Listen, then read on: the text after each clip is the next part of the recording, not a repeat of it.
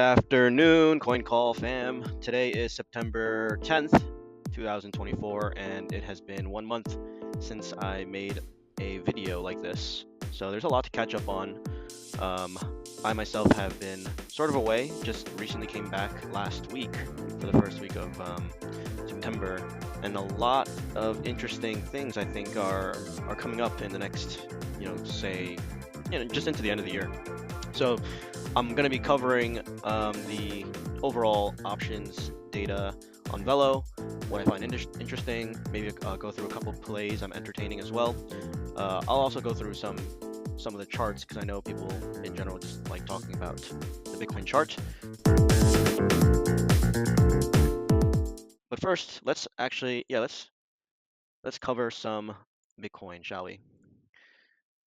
Since we had our last video, which was in the beginning of August, right when we had an emergency coin call video, um, and I forgot when it was published. It was somewhere around here, um, and I had mentioned that I really thought this wick, this 49K wick, would be the low. Um, and 1 month of time has passed, and there were some promising movements into the end of August, which is when we put in this tabletop here at 65K, 64K. And then since the last week of August into the first week of September, we really rolled over um, at a pretty fast pace, I would say. Maybe there was just a period of you know time right here when the market was trying to defend this 57.3K level, which I think is quite a significant level. We're just about there right now. Bitcoin's trading at 57.5K right now. But I really did see this move as a retest of this low here. And I do think that this August 5th low of 49K will hold. And I do see this that just got put in last Friday as a higher low versus our August 5th. I don't know, you want to call it the Japanese yen unwind. I think a lot of people are tired of hearing that now, but it does look very promising here just on price structure alone. I know on the if we take the chart since March to now, it doesn't look super promising. Um, but we are entering the 3 month period where Bitcoin does tend to perform better than other periods of time throughout the year. Um, and that's typically Q4 is when Bitcoin does well. So if you are into seasonality, we are just about to head into that period of time. Right at the end of September, we're going to close up Q3, and then October begins, and then we have Q4. So we are just 2.5 weeks away, um, 20 days about, give or take, to Q4 starting. So I think that dips are safe to buy here. But we do have a lot. So this is just a chart alone. I think something like this could potentially be in store. We have the FOMC here, and then we have CZ getting released from jail. I think might potentially put in a bottom towards the end of September. So I think Bitcoin can potentially hit 64, 65 again. Who knows? Potentially higher. And we might be looking at that possibility next week. And then around this time period, around FOMC, potentially roll back over for give or take a week, and then we can potentially go back up from there and start up our Uptober, is what I'm hoping for. Okay, so that's fine and dandy. But how do you trade this? So if you are not able to take a position here, it's a little bit harder now to take a position at these levels. A lot of people are very eager to short these highs, and I completely get it because shorting every high for the last 5 months, more give or take 6 months, basically now, if you shorted every high, you probably did well, except for a few occasions. I think this is potentially one of those occasions. I am talking my book because I did buy the dip last Friday. It was just right when I came back, which is great timing. Um, but there's a few things. So I think that we a lot of bears were looking to close this a little bit deeper into this wick. I would say around 51, right? 52. Um, and even some people were trying to close at like 45K. And now they haven't gotten that. So they're very convicted that, Bitcoin will head to 45K. So these are the type of people who will short on the highs against, what is very clear to be spot buyers. So this is an options video, but it is important to see what other financial products in the same space are doing. So spot is buying and has bought actually technically since that Friday. Um, I don't want to call this a nuke, but just call it a Friday sell-off, sharp Friday sell-off. Spot has been buying, and perps traders have been shorting. And from what I've seen in the options activity, there are a little bit, we call it fast money, um, just a little bit of upside, right? Nothing too high conviction yet in terms of sized bets, upside calls. I haven't seen too much of that, so it's not like we're super euphoric yet. I would say we're still leaning on like fearful sentiment overall. And yes, now perp traders are now chasing the longs here, and who knows, maybe we get some low time frame washouts, which I think, this 58 to 56.3K move probably washed out some of the late longs that came in on this move up for the momentum play, and today has just been chopping. I'm of the opinion that we continue to go up into FOMC, which is on the 18th, I think 18th or 19th. No, I believe it's 18th. Um, and then of course tabletop and then come back down. That's my base case right now. And if you are not in a, long, let's just say this is obviously not financial advice, but if I was not in a position right now, I would not just go naked long calls. I am a degen, and I actually did buy naked long calls for 70K, 60K for end of September when we were down at 50, 52, 53. That's when I started buying. Obviously now you can't really do that because this is quite a meaningful move back up from, let's call the Pico lows here. It's very hard to do that now after Bitcoin has moved up 10% from lows. But let's say you also believe that Bitcoin has room to go up, and let's say you think that we could potentially hit 64K. If you were to directionally trade this at this point, uh, opening up a naked long call position might not be the best. I would probably opt for a call spread because now calls are um, much more expensive than when they were last Friday. I think some of them even 2x off the lows. So, 200% in just a couple days is amazing, and that's the beauty of options trading. Um, so that could be a short-term play. Again, I'm not advocating for this. It's not financial advice, but this is just how I positioned. This is how I saw, the month of BTC. I always like to do monthly plans of Bitcoin, and this is just how I potentially saw the Bitcoin price action unfolding. This could, for all I have no idea. No one knows the future, right? This could, for all we know, this could just go back down and hang around low 50Ks for a while, right? But this is just how I'm positioned. I'm not trying to convince you to join this. Obviously, it's very hard to join this at this point. And of course, if I were to join, like I said, I would be only interested in playing like a long call spread at this point because I already missed 10% of the move, and I'm looking for what another 10 to 13%. So no way I'm opening up naked long calls at this point. It would have to be a call spread for Friday, September 20th expiration. And of course, the expectation is that my R would be much lower now that we've moved off 10% off the lows. I mean, technically, this is halfway to my own target. So, but let's actually get into we'll get into the options data in a moment to talk more about potential strategies going into year end. But a lot of people like Solana as well, and I really like Solana last Friday. The move was fantastic, very low volume as well. So basically, that would have been perfect timing to buy calls, but I actually did not buy calls on Solana. I bought some spot instead, because I was focusing more on Bitcoin calls, and I think that's okay. Like this low, I think it's the eighth time. Like so, this is one, two, three, four, five, six, seven. Yeah, like eight, nine times now. So Solana has come to this 122 level. And I know the saying is that the more a support gets tested, the weaker it gets. But at the same time, if I was a bear and I was shorting this, let's say you take a short from like 160, um, or let's say you buy puts like 160, 180, and you're looking for that like 180. That's the price tag. Even I maybe I should not have put that in the coin call video. Maybe we can edit that out. I'm not sure. But even I thought we were going to be able to potentially tag 90, 80. But I took a stab here on spot Solana last Friday because it does sound stupid to buy the ninth retest, but the other way to look at it is, the Bears are not able to break down from this 120 level, right? It's like a really really strong defense. But you know, if you bought calls there, I think it's a similar timeline play for me at least. Like you've got until next week. And also Solana breakpoint is September 19th as well. And typically coins like to rise into those conferences, and then it becomes a sell the news event. So Solana breakpoint I think starts on the 19th and 20th. So that's next Friday. So everything is lining up for take profit next Friday. So if you're sidelined and you're looking at this and you're also feeling bullish now and you want to try to get into a bullish play for the next week or so, um, you're not early, but you're not ultra late either. So potentially tomorrow's CPI data. So today's September 10th. Yeah, so tomorrow we get CPI. Maybe you get some CPI volatility and there's a pretty significant dip on low time frames that can help you get into a play for Solana. Um, I don't know, maybe like a 3% dip on like the hourly. Um, would look like a good decent entry because I think CPI it will get very volatile around CPI, even though I don't think the market should really be focusing on CPI data anymore because now we're more focused on like growth um, in terms of macro. Uh, but yeah, that's Solana. It looks good. I think we're looking good to, in my opinion, this can easily tag 145 to 150 next week. That would be another 10% move from here, in my opinion, is possible. Of course, it's not a 100% chance, but I'm just saying it is possible, and I took that trade.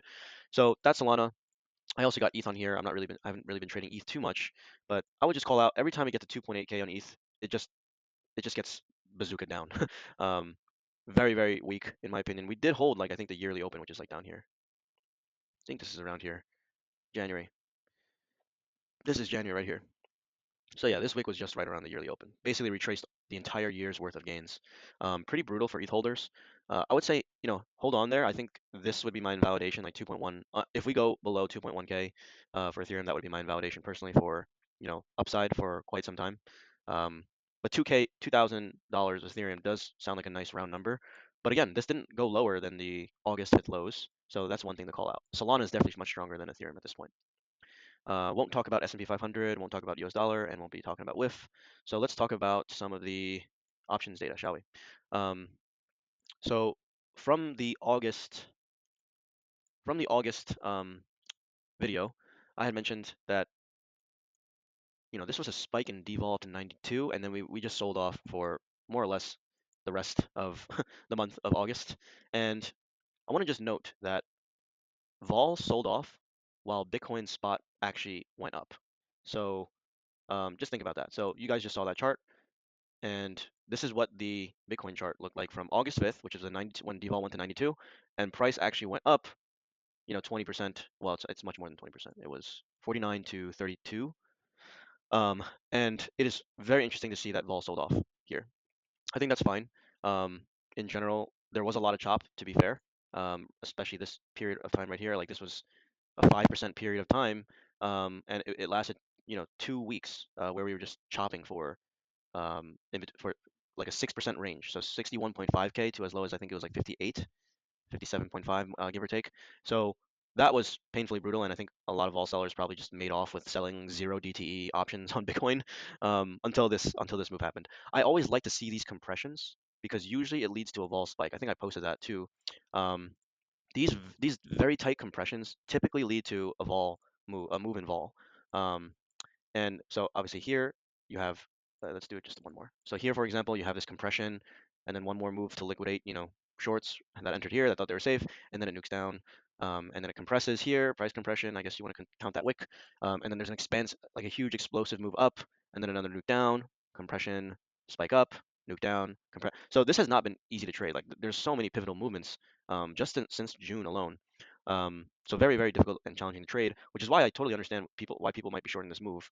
Um, I think that would be the wrong thing to do personally. I am talking my book, but before shorting, like I would like to see a doji candle like this, before potentially buying Bitcoin puts, if you think that it's going to go down. But it's just too premature to be shorting after such a sharp move down, and we've essentially V recovered that in 2 business trading days, including Saturday, Sunday. So right now, this move off the lows is very constructive. It looks very promising to me on Bitcoin. Okay, let's get back to the options data. So vols drifted down into end of August, and now we've got a slight bit up, right? This is September 1st, and Devol has basically been walking up for um, basically almost 10 days straight. I know not every single candle's green. We seem to be topping out here, but we are entering, I think, a very volatile 3-month period for markets overall. So I'm not a super big fan of shorting falls here in general, and I'd rather pick the long side over the short side.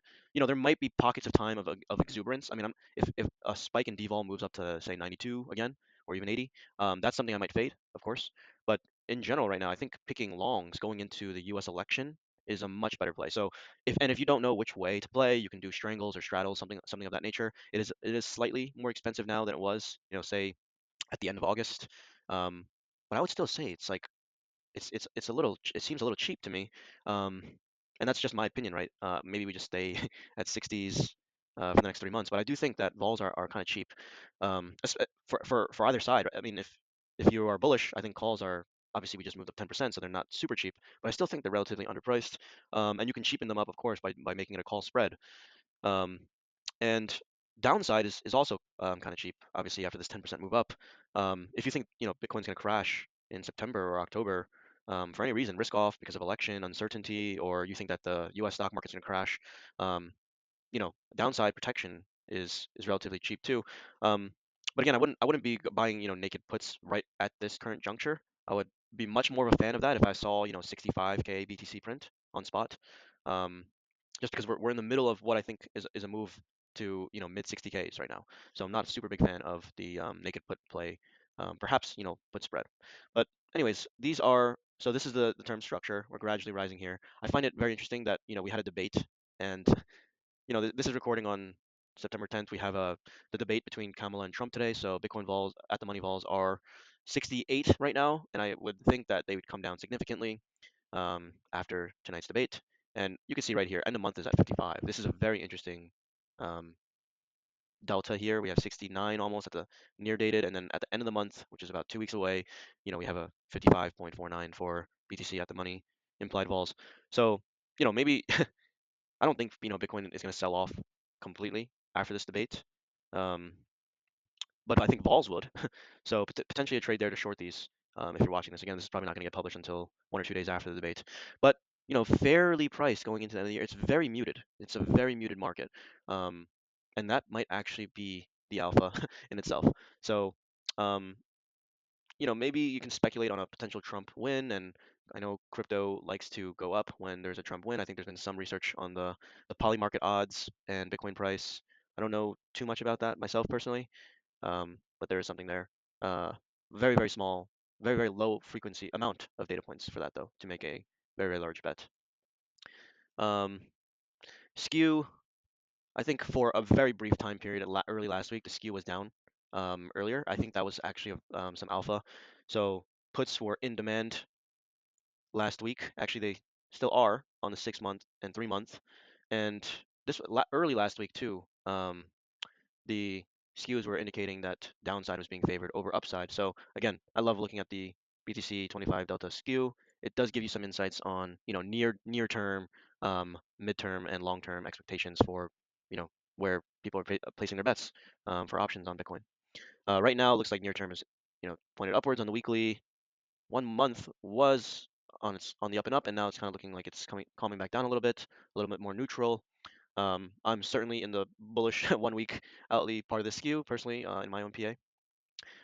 And that is about all I think I wanted to cover in terms of the options data. Um, but yeah, in general, like if I zoom out, I'm really looking forward to potentially adding to December 2024 call options after we get some volatility next week. That's my play for now.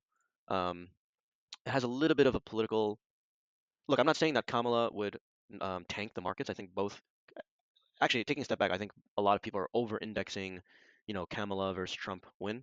I think in general, markets will do well with either candidate. Um, I see some people posting charts that Bitcoin will go to like 30,000 if Kamala wins, and it's going viral on Twitter. Be careful. I really doubt that's going to happen. That's a significant move. That's a 50% move from here, and I really would, take the opposite side of that trade. Um, I I don't think Bitcoin would go to 30K on a Kamala win.